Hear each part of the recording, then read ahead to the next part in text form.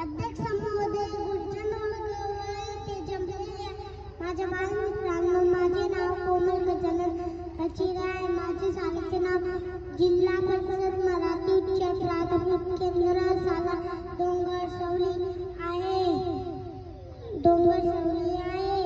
मी दुसरीमध्ये शिकत आहे. छत्रपती शाहू महाराज यांच्याबद्दल मी तुम्हाला माहिती सांगणार आहे. छत्रपती शाहू महाराज यांचा जन्म 26 जून 1774 रोजी झाला. त्यांच्या आईचे नाव